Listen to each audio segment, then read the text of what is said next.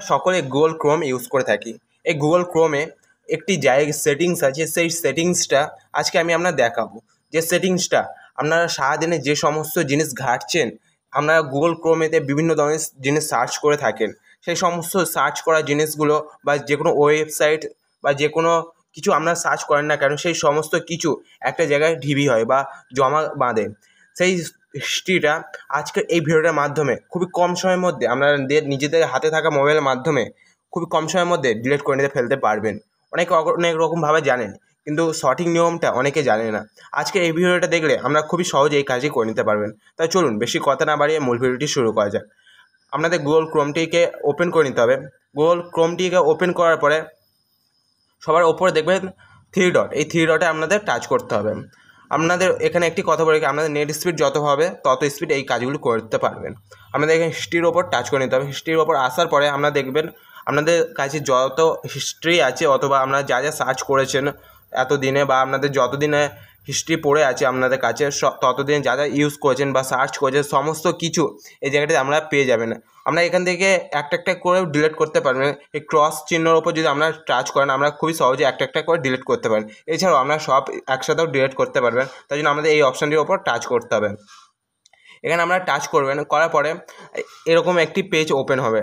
Page open হওয়ার পরে আপনারা এখান থেকে যেগুলো সিলেক্ট করবেন সেগুলো রাইট করে দেবেন, আর যেগুলো সিলেক্ট করবেন না ডিলিট করার জন্য সেগুলো রাইট করে দেবেন।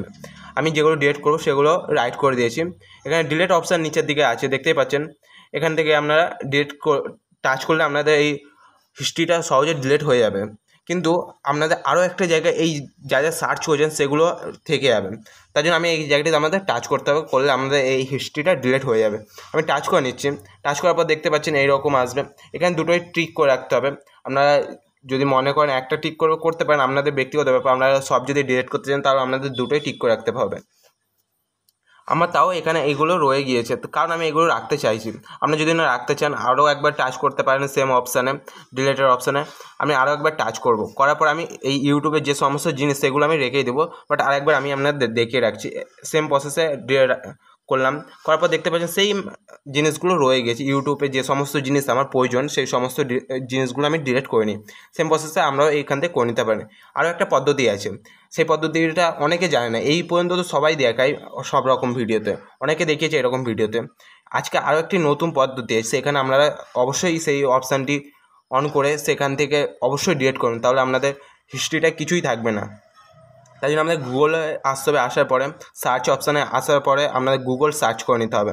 গুগল সার্চ করার পরে এই অপশানটি আসবে না, এই অপশানের ওপর টাচ করতে হবে।